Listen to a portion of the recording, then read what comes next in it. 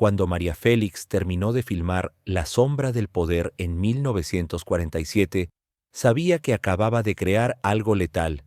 No era un melodrama más de la época de oro, era una granada, una película tan brutal, tan honesta, tan devastadora en su retrato de la corrupción presidencial que el gobierno de Miguel Alemán hizo lo impensable. La robó. Confiscó cada copia, destruyó los negativos, borró su existencia. Pero lo que nadie esperaba era que María hubiera escondido una copia tan explosiva que permaneció oculta durante 45 años. Y cuando finalmente se descubrió en 1992, bueno, eso reveló que México nunca había cambiado realmente. Por cierto, no olvides suscribirte a este canal para seguir escuchando más historias como esta. Febrero de 1947. María Félix estaba en su camerino del estudio Clasa Films, fumando un cigarrillo francés, leyendo un guión que le había llegado por correo anónimo. Su asistente, Lupita, entró con café. Doña María, el director Emilio Fernández la está esperando para discutir su próxima película. María no levantó la vista del guión. Dile que espere. Pero lleva una hora esperando. Que espere otra. Lupita conocía ese tono. Significaba que María había encontrado algo importante. ¿Qué está leyendo? Algo peligroso, respondió María, sus ojos brillando. Algo que podría destruirme o inmortalizarme. Tal vez ambos. El guión se titulaba La sombra del poder. No tenía autor, solo una nota. Para la única actriz con los ovarios suficientes para hacer esta película. La historia era devastadora. Una actriz famosa se enamora de un joven político idealista. Él promete cambiar México, acabar con la corrupción. Llega a la presidencia, y entonces se transforma en exactamente lo que juró destruir. La traiciona, la usa, ordena el asesinato de periodistas, roba millones. La actriz lo confronta y termina accidentada en un camino solitario. Era ficción, pero todos reconocerían la realidad. Era el retrato exacto del sexenio en curso. María llamó a su productor, Gregorio Wallerstein. Gregorio, necesito que vengas a mi camerino ahora. 30 minutos después, Gregorio leía el guión mientras sudaba visiblemente. María, ¿esto es suicidio? ¿O es valentía? Llámalo como quieras. Es lo mismo cuando estás muerta. María aplastó su cigarrillo. Llevo 10 años haciendo películas donde soy la mujer fatal, la seductora, la víctima hermosa. Estoy harta. Quiero hacer algo que importe. Tus películas importan. Eres la estrella más grande de México. Soy una estrella vacía, hermosa y vacía. Se levantó, caminó hacia la ventana.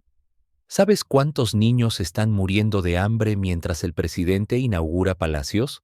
¿Sabes cuántos periodistas han desaparecido este año? ¿Cuántos campesinos asesinados por reclamar tierras que legalmente les pertenecen? Gregorio cerró el guión. Sé todo eso. Todo México lo sabe. Pero hacer una película sobre eso con el presidente actual apenas disfrazado como personaje es declarar guerra. Entonces declaro guerra. María piensa, Alemán no es cualquier presidente. Es despiadado. Ha mandado matar por menos. Por eso mismo tengo que hacerla. Porque si alguien con mi fama no habla, ¿quién lo hará? Gregorio suspiró profundamente. Conocía esa mirada en los ojos de María. La misma mirada que la hizo abandonar un matrimonio abusivo cuando nadie se divorciaba. La misma mirada que la hizo rechazar Hollywood para quedarse en México. La mirada de una mujer que había decidido algo y no había poder humano que la detuviera. Está bien, dijo finalmente. Hagámoslo. Pero tiene que ser en secreto absoluto. Filmación cerrada, equipo mínimo, lealtad garantizada. Y el director tiene que ser alguien que odie al gobierno tanto como yo. María sonrió. Conozco al hombre perfecto. 3 días después, María se reunió en un café discreto con Roberto Gabaldón, un director brillante y amargado, que había sido censurado 2 veces por el gobierno. Roberto, Tengo una película para ti. Te va a encantar o te va a aterrorizar. Probablemente ambos. Roberto Gabaldón leyó el guión completo sin levantar la vista. Cuando terminó, cerró el manuscrito lentamente y miró a María con una mezcla de admiración y terror. Esto es magnífico, y es una sentencia de muerte. María encendió otro cigarrillo. ¿La harás? Me estás preguntando si estoy dispuesto a destruir mi carrera, probablemente mi vida, por una película que jamás se verá en cines. Exactamente eso te estoy preguntando. Roberto se quedó callado un largo momento. Finalmente sonrió, esa sonrisa triste de quien ya tomó una decisión sin retorno. Cuando empezamos, marzo de 1947. La producción comenzó en el más absoluto secreto. Rentaron un estudio abandonado en las afueras de la Ciudad de México. El equipo era de apenas 15 personas. Todos firmaron contratos de confidencialidad con cláusulas aterradoras. Si alguien habla, advirtió Gregorio en la primera reunión, no solo los despedimos, los destruimos legalmente. Perdón por la amenaza, pero estamos jugando con fuego. Nadie objetó. Todos sabían en qué se estaban metiendo.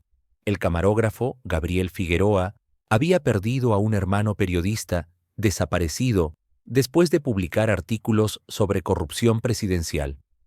El escritor de diálogos adicionales, Mauricio Magdaleno, había sido encarcelado un año por difamación al Estado. El actor principal, Pedro Armendáriz, había visto cómo el gobierno destruía negocios de su familia por negarse a pagar sobornos. Cada persona en ese set tenía una razón personal para odiar al régimen, y cada uno estaba dispuesto a arriesgarlo todo. La filmación era intensa. Roberto dirigía como poseído. Esta escena tiene que doler, gritaba. Tiene que hacer que la gente sienta la traición visceralmente. María daba todo. La escena donde confronta al presidente corrupto fue tan potente que el equipo completo quedó en silencio cuando Roberto gritó, ¡corten! Gabriel Figueroa tenía lágrimas en los ojos. María, eso fue, no tengo palabras. Pero filmar en secreto era un infierno logístico. Tenían que trabajar de noche para evitar inspectores. Pagaban sobornos pequeños a policías locales para que no notaran la actividad. Usaban equipos viejos que no llamaran la atención y vivían con paranoia constante. Una noche, a las 2 de la mañana, alguien tocó la puerta del estudio. Todo el equipo se congeló. ¿Quién es?, preguntó Gregorio, su voz temblorosa. Inspección de salubridad. No existía tal cosa a las 2 a.m. Era el gobierno. Habían sido descubiertos. Roberto miró a María. Esconde los rollos filmados. Ahora. María y Lupita corrieron a la bodega. Tomaron las latas con película y las escondieron en un hueco en la pared que habían preparado para emergencias. El resto del equipo destruyó guiones, escondió cámaras. Cuando abrieron la puerta no era inspección de salubridad. Eran 3 hombres en trajes oscuros. Policía secreta. Señorita Félix, dijo el líder, un hombre con cicatriz en la mejilla. Qué sorpresa encontrarla aquí tan tarde. Estamos ensayando una obra de teatro, mintió María con calma glacial. ¿Obra de teatro? ¿A las 2 de la mañana? El arte no tiene horario oficial. El hombre caminó por el set, observando todo. Se detuvo frente a una cámara mal escondida. Curiosa obra de teatro que requiere equipo de cine. Es una obra experimental, intervino Roberto. Vamos a proyectar imágenes de fondo. El hombre sonrió sin humor. Señorita Félix, seré directo. Hemos recibido reportes de que está filmando contenido subversivo, contenido que difama al gobierno. ¿Reportes de quién? Eso no es relevante. Lo relevante es que filmación no autorizada es ilegal. Podría arrestarlos a todos ahora mismo. María se acercó al hombre, mirándolo directo a los ojos. En tacones era más alta que él. Oficial, usted sabe quién soy. Sabe que cualquier arresto sería noticia internacional. Sabe que mi abogado es el mejor de México. y sabe que no estamos haciendo nada ilegal. El hombre no se intimidó. También sé que accidentes pasan, señorita Félix. Incendios en estudios, robos, tragedias. El silencio era denso. Finalmente, el hombre se dio vuelta. Les doy 48 horas para terminar su obra de teatro experimental y desalojar estas instalaciones. Después de eso, cualquier actividad aquí será considerada sospechosa y actuaremos en consecuencia. Se fueron.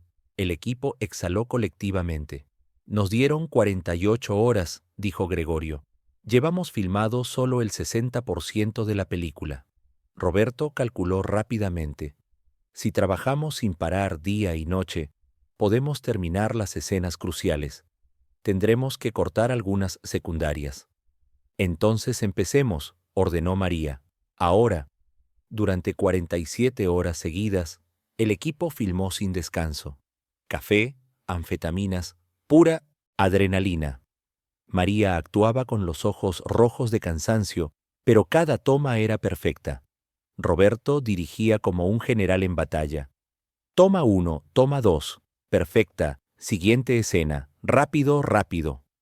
Gabriel filmaba con manos temblorosas de agotamiento, pero nunca perdía el cuadre. Pedro Armendáriz actuaba sus escenas como presidente corrupto con una intensidad que asustaba. No estoy actuando, confesó después de una escena particularmente brutal. Estoy canalizando todo el odio que siento por esos monstruos. Faltando 3 horas para el límite, terminaron la última escena, la escena del asesinato. María en el suelo, sangre falsa, ojos abiertos.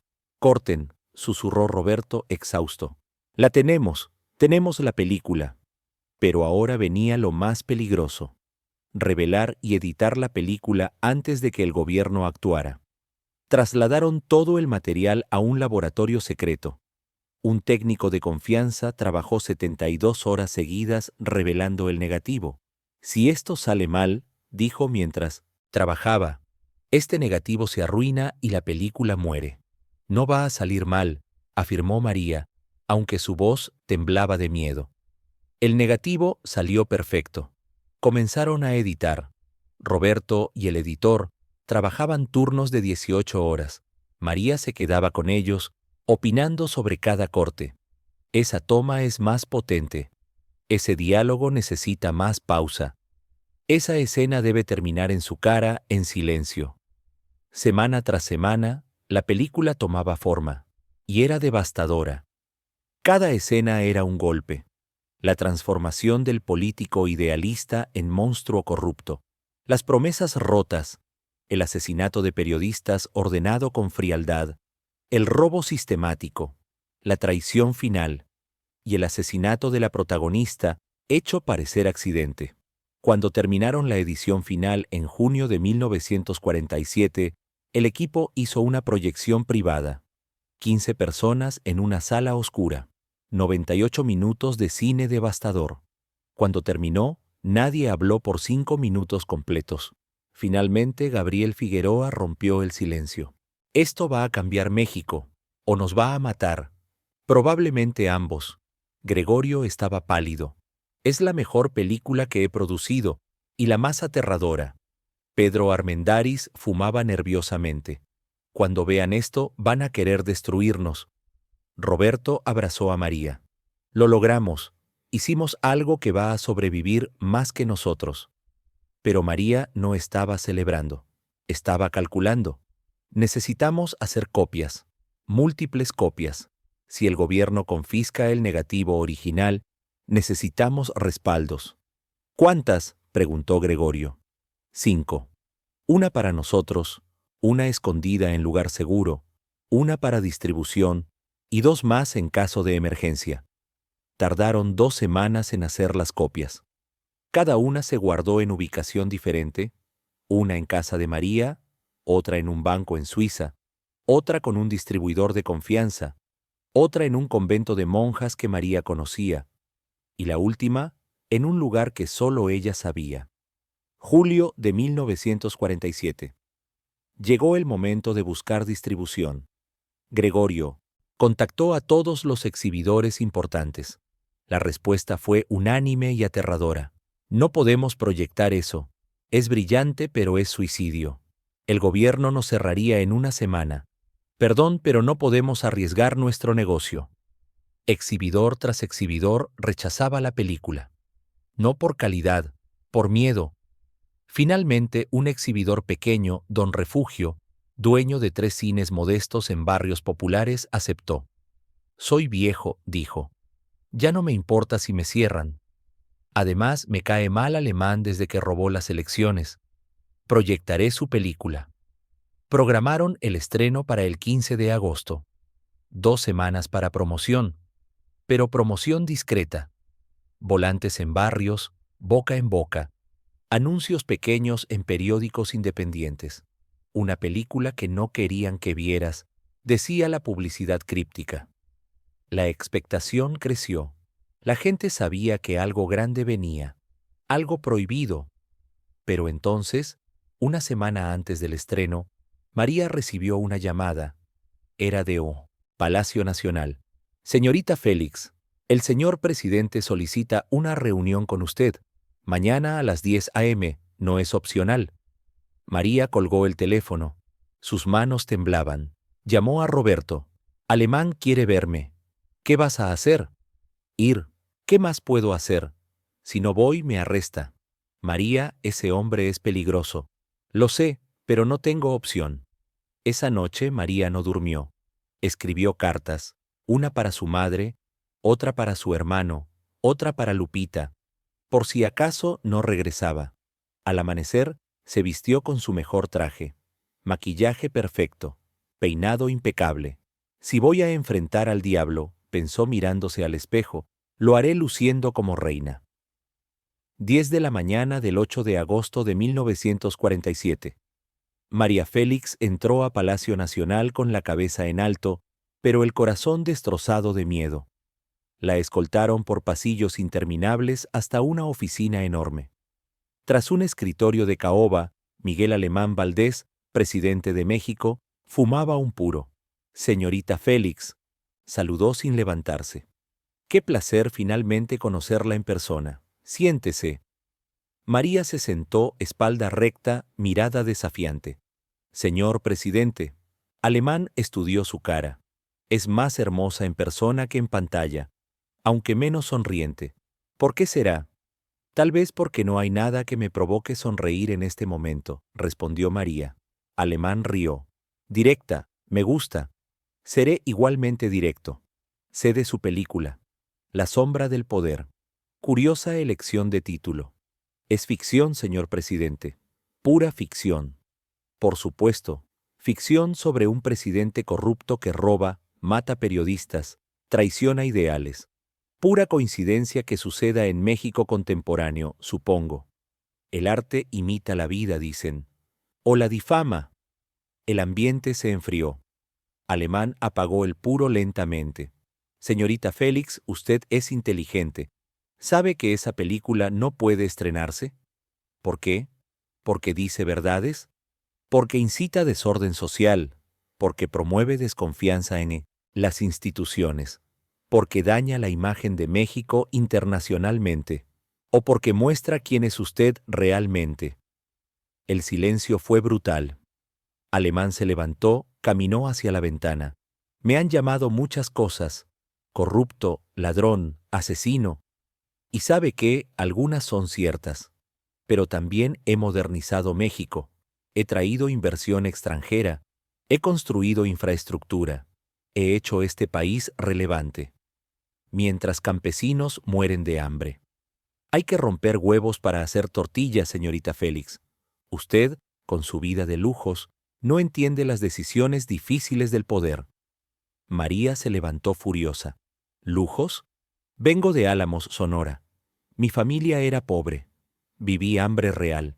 No me hable de sacrificio cuando usted roba millones. Alemán volteó, sus ojos fríos. Cuidado, señorita Félix. Está hablando con el presidente de la República. Estoy hablando con un ladrón que se viste de estadista. La bofetada verbal resonó. Alemán regresó a su escritorio.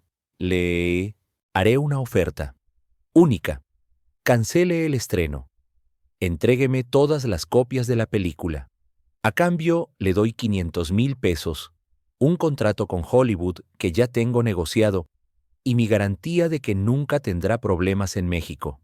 Podrá seguir haciendo películas, siendo estrella, viviendo su vida glamorosa. ¿Y si rechazo? Entonces me veo forzado a proteger la estabilidad nacional. Confiscaré las copias, cerraré el estreno.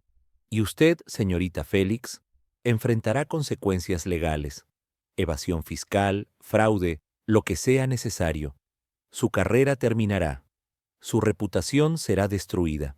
Y créame, soy muy bueno destruyendo a quienes me desafían. María sintió el hielo en sus venas. Me está amenazando. Le estoy ofreciendo una salida digna. Tómela. ¿Y si la rechazo de todas formas? Alemán sonrió sin calor. Entonces seré más directo. Accidentes pasan, señorita Félix. Autos que pierden frenos, incendios inexplicables, robos que terminan mal. México es un país peligroso para quienes no entienden cómo funcionan las cosas. Era una amenaza de muerte, directa, sin sutileza. María sentía las piernas temblar, pero no lo demostraría. Necesito tiempo para pensar. Tiene 48 horas. Después de eso actuaré sin su cooperación. María salió de palacio temblando. En su auto finalmente lloró. Lágrimas de rabia, miedo, impotencia. Llamó a Roberto desde un teléfono público. Quiere todas las copias. O me destruye. ¿Qué vas a hacer? No lo sé. Necesito pensar. Pasó 2 días sin dormir. Consultó abogados. Todos dijeron lo mismo. Alemán siempre gana, siempre. Consultó amigos. Acepta el dinero, María. Vive para pelear otro día. Consultó su conciencia. Y ahí no hubo respuesta fácil. La noche antes del límite, María se reunió con su equipo. Roberto, Gregorio, Gabriel, Pedro, Mauricio. Les contó todo. Cuando terminó, Roberto habló primero. Entrega las copias. No vale la pena morir.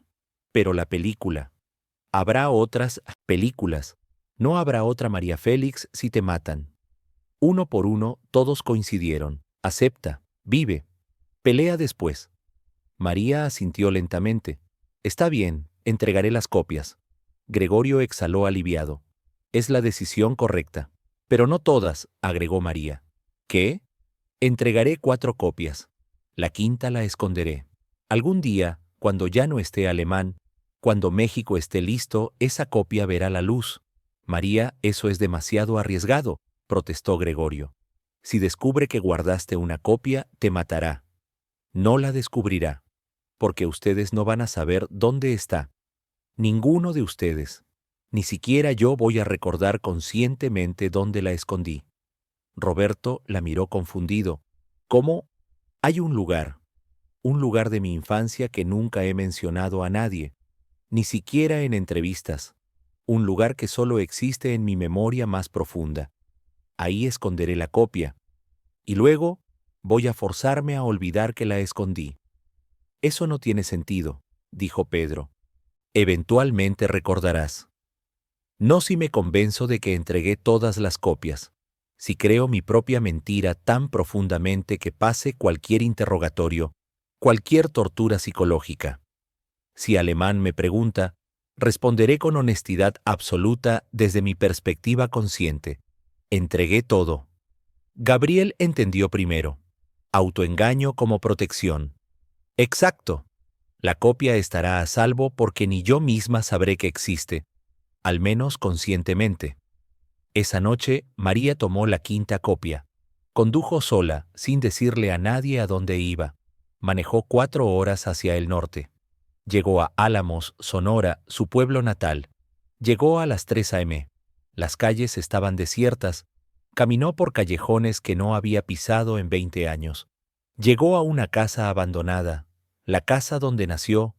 Las paredes estaban agrietadas, las ventanas rotas. Entró con una linterna. En el patio trasero, contó 7 pasos desde la puerta. Cavó un hoyo profundo. Envolvió la lata de película en tela impermeable, la metió en una caja de metal. La enterró. Marcó el lugar con una piedra común, indistinguible de otras. Antes de irse, María se sentó en el suelo. Sacó un cuaderno. Escribió: «Si algún día lees esto, María del futuro, sabrás que aquí, en tu lugar de nacimiento, enterraste la verdad. La verdad sobre México, sobre poder, sobre precio de la valentía. Algún día, cuando sea seguro, regresa. Recuerda. Y termina lo que empezaste». Guardó la nota en un sobre. Lo escondió en un lugar diferente de la misma casa. Un lugar que su memoria profunda recordaría si algún día necesitaba recordar. Regresó a Ciudad de México al amanecer. Llamó a Palacio Nacional. Tengo las copias, todas. 14 de agosto de 1947. María entregó 4 copias de La sombra del poder a funcionarios presidenciales. Alemán mismo estuvo presente. ¿Estas son todas? Todas, mintió María sin titubear, porque en su mente consciente lo creía. Alemán las contó. 4 copias. Tu productor dijo que hicieron 5. Se equivocó, fueron 4. El negativo original y 3 copias. Alemán la estudió. Buscaba señales de mentira. No encontró ninguna, porque no había mentira consciente. Está bien, aquí está tu pago. 500,000 pesos y los contratos de Hollywood. María tomó el dinero y los contratos sin mirarlos. ¿Puedo irme? Una cosa más. Si alguna vez en cualquier momento de tu vida descubro que me mentiste, que guardaste una copia, no solo te mataré a ti, mataré a tu madre, a tu hermano, a cada persona que amas. ¿Entendido? Entendido. María salió. Esa misma tarde, Alemán ordenó destruir las 4 copias. Personalmente supervisó mientras las quemaban. El negativo fue arrojado a un barril con ácido. En una hora, la sombra del poder dejó de existir oficialmente, pero no completamente. Alemán era paranoico. Ordenó investigar. Quiero vigilancia en María Félix. Quiero saber cada movimiento. Si escondió una copia, la encontraremos. Durante 6 meses, María fue vigilada 24/7. Intervinieron su teléfono. La siguieron a todas partes. Investigaron su casa, sus cuentas bancarias, sus propiedades. No encontraron nada, porque no había nada que encontrar conscientemente. María había olvidado exitosamente que la 5ª copia existía. Vivía su vida normalmente. Hacía películas, daba entrevistas. Nunca mencionaba la sombra del poder. Actuaba como si nunca hubiera existido. Con el tiempo, Alemán se relajó. Tal vez realmente entregó todas las copias, le dijo a su jefe de inteligencia. Tal vez, o es mejor actriz de lo que pensábamos. De cualquier manera, la película está muerta. Y Félix aprendió la lección. Pero habían subestimado algo. La memoria profunda es traicionera. Funciona de maneras misteriosas. Y aunque María conscientemente había olvidado la 5ª copia, su subconsciente la recordaba. Y ese recuerdo se manifestaría años después, de la manera más inesperada. 9 años después del incidente. María Félix estaba en la cima de su carrera. Películas exitosas, fama internacional, respeto artístico. Una noche, tuvo un sueño. Estaba en Álamos, en su casa natal, cavando en el patio. Despertó sudando. El sueño era intenso, vívido, real, pero no entendía qué significaba. ¿Por qué soñaba con cavar en su casa de infancia? Durante semanas el sueño se repitió. Cada noche el mismo sueño. María en Álamos, cavando, buscando algo. Nunca veía qué era. Despertaba antes de encontrarlo. Comenzó a obsesionarse. «Lupita», le dijo a su asistente, «¿alguna vez te he contado sobre mi casa en Álamos?» «Nunca, doña María. Usted no habla mucho de su infancia. Creo que necesito ir. Necesito ver esa casa de nuevo». «¿Ahora? ¿Por qué?» «No lo sé. Pero siento que dejé algo allá, algo importante». Febrero de 1956.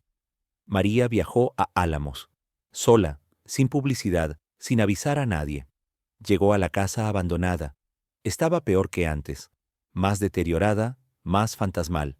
Entró, caminó por las habitaciones vacías, tocó las paredes, nada le parecía familiar a nivel consciente, pero algo en su cuerpo sabía. Sus pies la llevaron al patio trasero. Sin pensar, contó 7 pasos desde la puerta. Se detuvo, miró el suelo. Había una piedra, igual a muchas otras, pero esta piedra la llamaba. Se arrodilló, la movió. La tierra debajo estaba ligeramente hundida. Empezó a cavar con las manos. 5 minutos después, sus dedos tocaron metal. Una caja. La sacó. Estaba oxidada pero intacta. La abrió. Adentro, envuelta en tela, una lata de película. María la miró sin comprender. ¿Qué era esto? ¿Por qué estaba enterrada en su casa?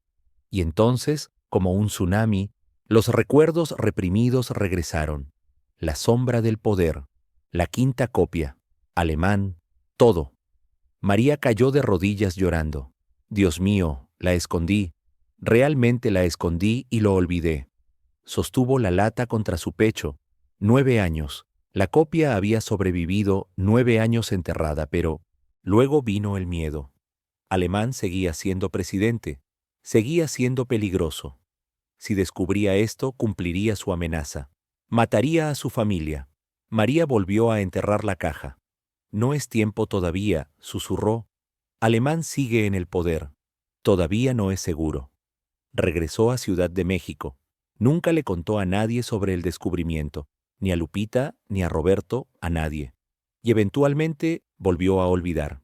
No completamente, pero lo suficiente. Los años pasaron. 1958. Alemán dejó la presidencia. María sintió alivio pero no actuó. El sucesor de Alemán, Adolfo Ruiz Cortines, era su aliado cercano. Seguía siendo peligroso. 1964. Nuevo presidente, Gustavo Díaz Ordaz. Peor que Alemán. Más violento, más brutal. Definitivamente no era el momento. 1968. Masacre de Tlatelolco. Díaz Ordaz ordena matar estudiantes. María vio las noticias llorando. México nunca cambia, pensó. Los monstruos solo cambian de nombre. 1970, Luis Echeverría presidente, responsable directo. De Tlatelolco. María sabía que la película seguía siendo relevante, que México seguía igual, pero seguía siendo demasiado peligroso. 1982, Miguel de la Madrid. Crisis económica. Terremotos. Corrupción desenfrenada. 1988, Carlos Salinas. Fraude electoral masivo. Se cayó el sistema. María tenía 74 años. Su salud declinaba. Una tarde llamó a Lupita, ahora su única confidente cercana. Lupita, necesito que sepas algo. Por si muero antes de poder hacer algo al respecto. Doña María, no hable así. Cállate y escucha. Hay una película que hice hace 40 años. Está enterrada en Álamos, en mi casa natal, 7 pasos desde la puerta trasera. Si muero, búscala. Asegúrate de que el mundo la vea. Lupita estaba confundida. ¿Qué película? María le contó todo. Lupita lloró. ¿Por qué nunca me contó? Porque era peligroso. Porque mientras estuvieran esos hombres en el poder, la verdad no podía salir. ¿Y ahora? Ahora soy vieja.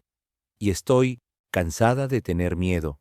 Cuando muera, cuando ya no puedan lastimarme ni a mi familia, quiero que esa película salga a la luz. ¿Por qué esperar a que muera? Sáquela ahora. María sonrió tristemente. Porque todavía tengo gente que amo, y ellos no tienen escrúpulos. María Félix murió el 8 de abril de 2002, a los 88 años. México lloró, fue noticia internacional. La diva, la doña, la leyenda había partido. 3 días después del funeral, Lupita, ahora de 78 años, viajó a Álamos, encontró la casa, contó 7 pasos, cavó. La caja seguía ahí. 55 años enterrada. La llevó a Ciudad de México, contactó a expertos en restauración de película. Necesito saber si esto todavía se puede ver.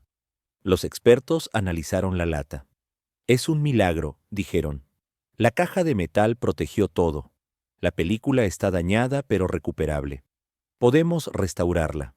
¿Cuánto tardarán? 6 meses, tal vez un año. Lupita esperó. 6 meses de limpieza cuadro por cuadro. 12 meses de restauración digital. Los técnicos trabajaban asombrados. Esta película es increíble, decían. ¿Por qué nunca se estrenó? Lupita no respondía. Sabía que pronto el mundo lo sabría. Marzo de 2004. 2 años después de la muerte de María. La restauración estaba completa. Lupita organizó una proyección privada. Invitó a críticos de cine, historiadores, periodistas. Solo dijo: película perdida de María Félix encontrada. 1947. La expectación era enorme. ¿Qué película perdida? ¿Por qué nunca se había sabido de ella? La sala estaba llena. 200 personas. Apagaron las luces. Comenzó la película. Los primeros 10 minutos el público estaba interesado. Era buen cine, buenas actuaciones. Pero cuando la trama se desarrolló, cuando quedó claro de qué trataba realmente, el silencio se volvió absoluto. La transformación del político idealista en monstruo corrupto. Las promesas rotas sistemáticamente. El asesinato de periodistas, el robo masivo, la traición final y el asesinato de la protagonista. Cuando terminó, nadie habló durante 5 minutos.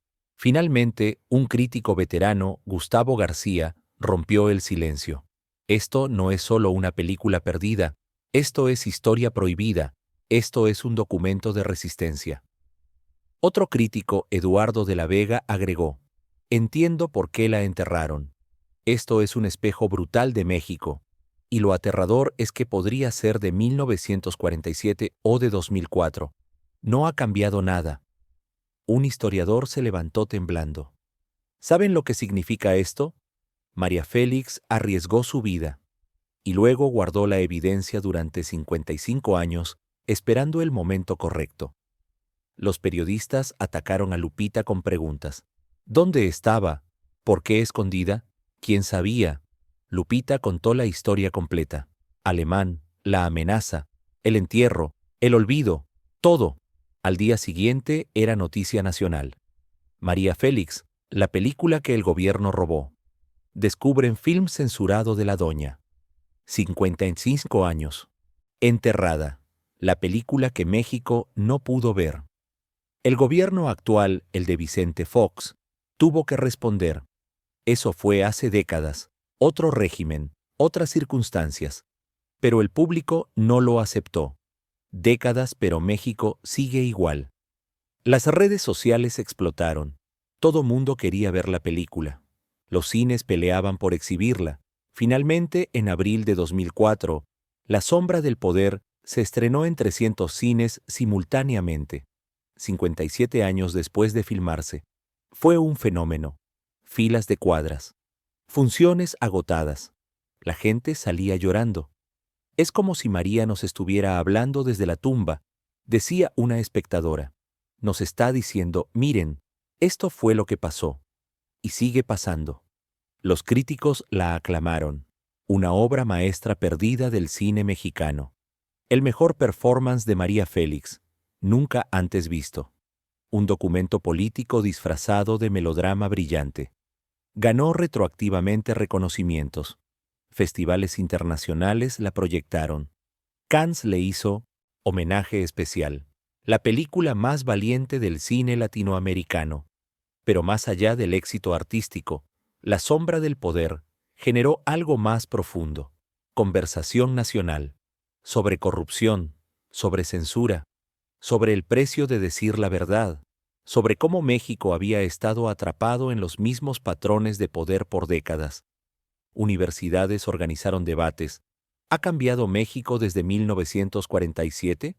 La respuesta era desalentadora, no suficiente. Activistas usaron la película como herramienta. Esto es lo que pasa cuando no exigimos cambio real. Jóvenes que nunca vivieron esa época vieron la película y reconocieron su propio México. Esto pudo ser filmado ayer, comentó un estudiante de 20 años. Los nombres cambian, el sistema no. Lupita recibió amenazas, llamadas anónimas. No debiste sacar esa película. Hay gente poderosa que sigue molesta. Pero Lupita no tenía miedo. Ya tengo 80 años. Ya hice lo que María me pidió. Si me pasa algo, la película ya está afuera. Ya no pueden enterrarla. Y tenía razón.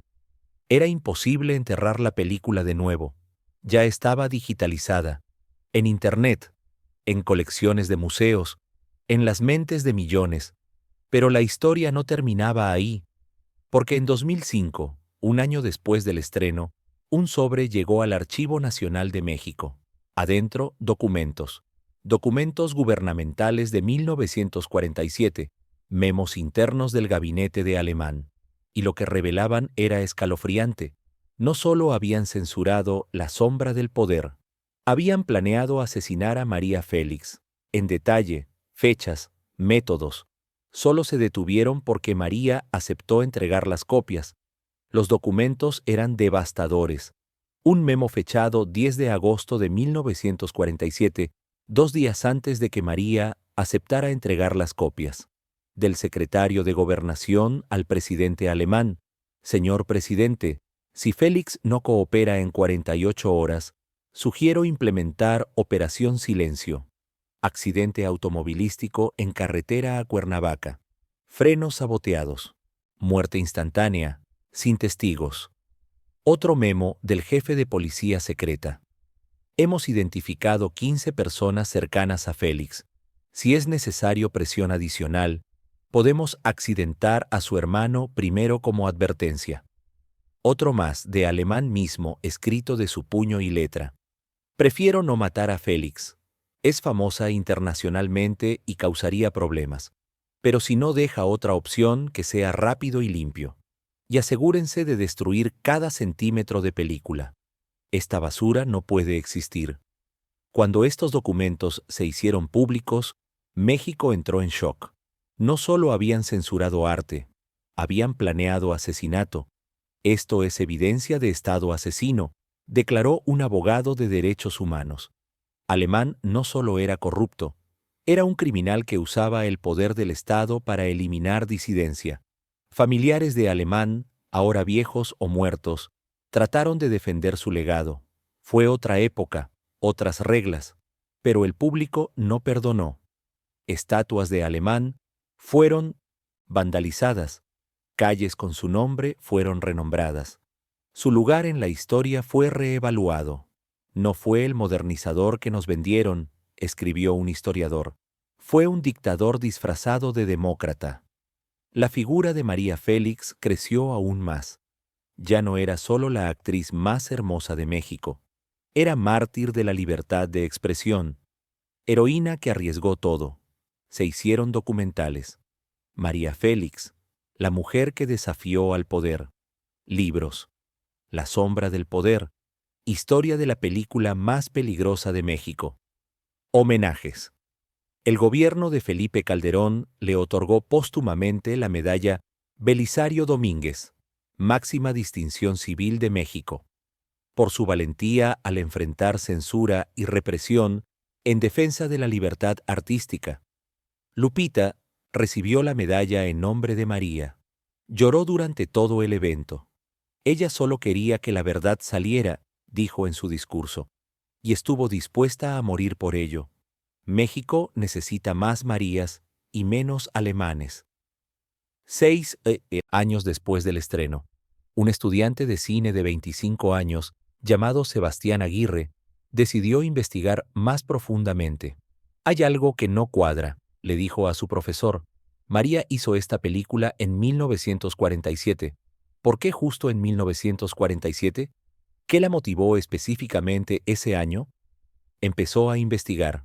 Revisó periódicos de la época. Encontró algo. Junio de 1946, un año antes de la película. Un periodista llamado Antonio Rodríguez había publicado una serie de artículos exponiendo corrupción de Alemán. 3 semanas después, su coche explotó. Muerte instantánea. Oficialmente, falla mecánica. Extraoficialmente, asesinato. Sebastián investigó más. Encontró que Antonio Rodríguez había sido amigo cercano de María Félix. Habían trabajado juntos en una película en 1945. Eran confidentes. Sebastián encontró cartas entre ellos. En una, fechada mayo de 1946, Antonio le escribía a María: «Estoy por publicar algo grande, algo que puede cambiar México o costarme la vida. Probablemente ambos. Si me pasa algo, quiero que sepas que valió la pena». Un mes después estaba muerto. Sebastián entrevistó a gente que conoció a María en esa época. Una maquillista, ahora de 85 años, recordó: «Cuando mataron a Antonio, María cambió. Estaba furiosa. Decía que alguien tenía que hacer algo, que el silencio nos estaba matando». Ahora todo cobraba sentido. La sombra del poder no era solo una película política abstracta. Era venganza personal. Era María canalizando su furia por el asesinato de su amigo. Era su manera de gritarle al mundo lo que le habían hecho a Antonio. Sebastián publicó su investigación: La sombra del poder, una película de venganza. Los medios lo cubrieron extensamente. María Félix hizo la película por su amigo asesinado. La narrativa se profundizó. No solo era artista valiente, era amiga leal que arriesgó todo para honrar a un hombre silenciado. La investigación de Sebastián abrió más preguntas. Si María hizo la película por Antonio, ¿cuántos otros habían sido silenciados? ¿Cuántas otras historias estaban enterradas? Periodistas comenzaron a investigar. Encontraron docenas de casos: periodistas muertos en accidentes, activistas suicidados, artistas exiliados o destruidos económicamente. México descubrió que tenía una historia oculta de represión sistemática, y la sombra del poder era solo la punta del iceberg, una punta que María Félix había tenido el valor de preservar. 11 años después del estreno, una archivista del Archivo Nacional, investigando más documentos de la época de Alemán, encontró algo extraordinario: una transcripción de conversación telefónica intervenida entre María Félix y Roberto Gabaldón. Fecha: 9 de agosto de 1947, un día después de su reunión con Alemán. María: Roberto, voy a entregar las copias, no hay opción. Roberto: lo entiendo, es lo correcto. María: pero una quedará escondida, y cuando todo esto termine, cuando ellos ya no estén, mi historia saldrá. Roberto: ¿dónde la esconderás? María: no puedo decirte, no porque no confíe, porque si te torturan, no quiero que sepas. Silencio. Roberto: María, eres la mujer más valiente que conozco. María: o la más terca. Probablemente ambas. La archivista publicó la transcripción. Confirmaba que María conscientemente planeó el engaño, que sabía exactamente lo que hacía. No fue olvido accidental, fue estrategia brillante. Autoengaño como arma. Los expertos en psicología analizaron el caso. Es extraordinario, dijo una psicóloga. Félix usó disociación consciente como método de protección.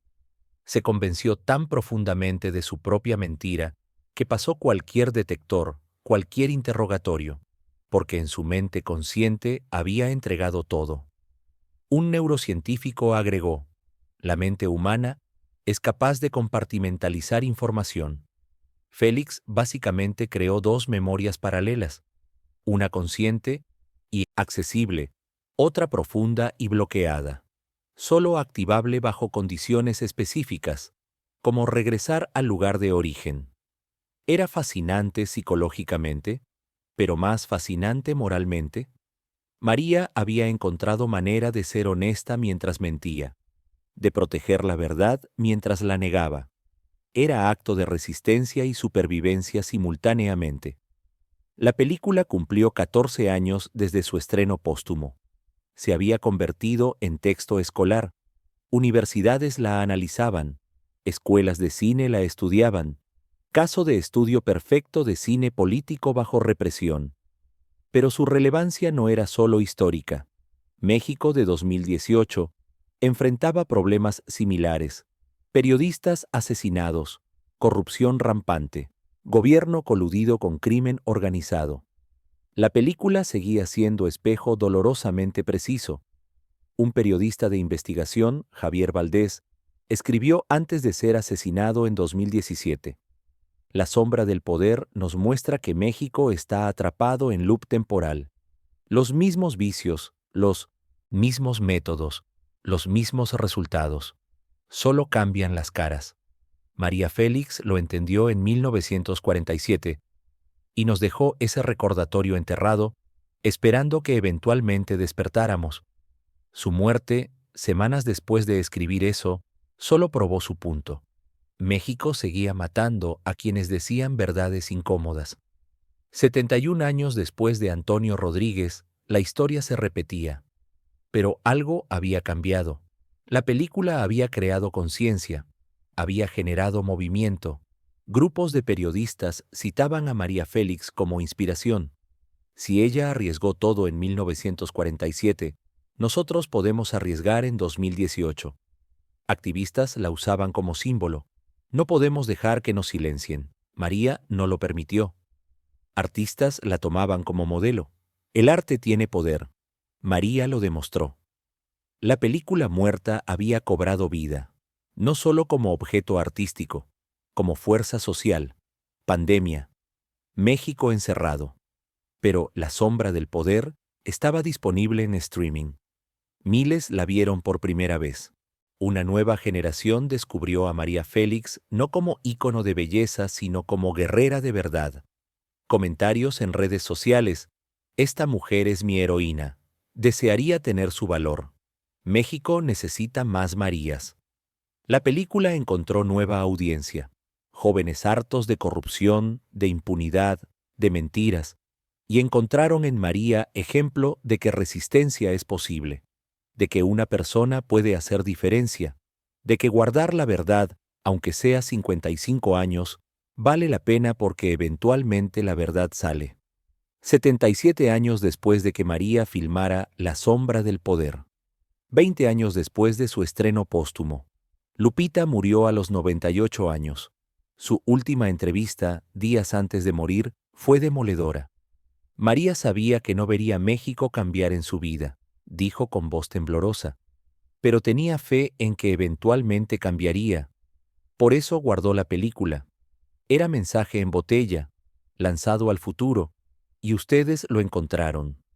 El entrevistador preguntó, ¿cree que México ha cambiado? Lupita sonrió tristemente. Cambió en algunos aspectos.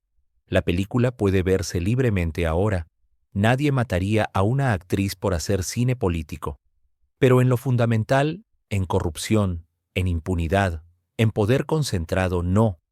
Todavía somos el México que María retrató. Y eso debería avergonzarnos. Murió 3 días después. Fue enterrada junto a María Félix, según su testamento. Siempre estuve a su lado en vida. Quiero estar a su lado en muerte. Su funeral fue pequeño pero significativo. Directores de cine, actores, activistas, periodistas, todos hablaron del legado de María a través de Lupita. Ella completó la misión de María, dijo un director. Aseguró que la verdad saliera. Ahora nos toca a nosotros decidir qué hacemos con esa verdad.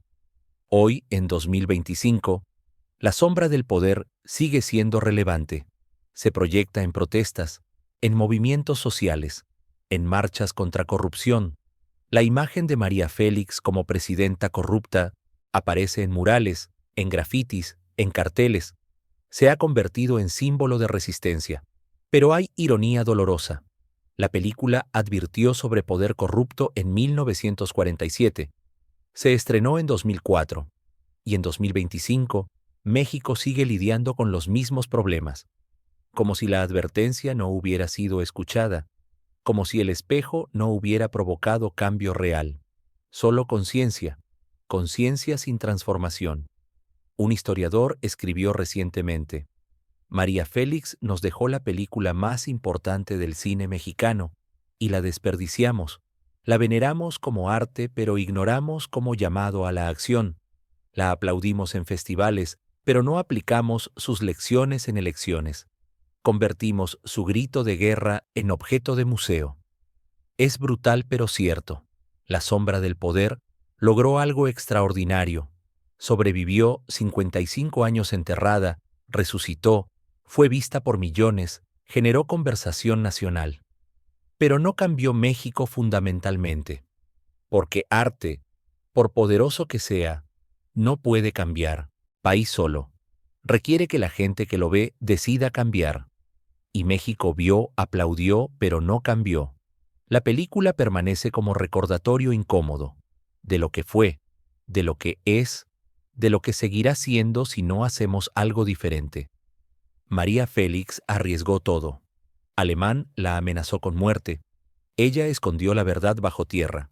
La protegió durante décadas. Y cuando finalmente salió, cuando finalmente fue libre, cuando finalmente pudo ser vista, reveló algo aterrador. México de 1947 y México de 2025 no son tan diferentes. Los nombres cambiaron, las tecnologías cambiaron, pero el sistema de poder, corrupción, impunidad permanece. Tal vez ese era el verdadero mensaje de María.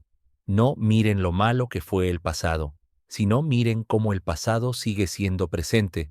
No era película histórica, era profecía, una profecía que se sigue cumpliendo. Y la pregunta que nos deja, la pregunta que nos grita desde esa película enterrada y resucitada es, ¿cuánto tiempo más vamos a permitir que esto continúe? ¿Cuántas más Marías tienen que arriesgar todo? ¿Cuántos más Antonios tienen que morir? ¿Cuántas más verdades tienen que ser enterradas antes de que despertemos? María Félix hizo su parte. Arriesgó su vida. Guardó la verdad. Nos la entregó. Ahora nos toca a nosotros. La pregunta es, ¿tenemos su valor o solo su nostalgia? La película existe. La verdad está expuesta. El espejo nos muestra quiénes somos. ¿Qué vamos a hacer al respecto? Esa es la pregunta que María nos dejó y que seguimos sin responder.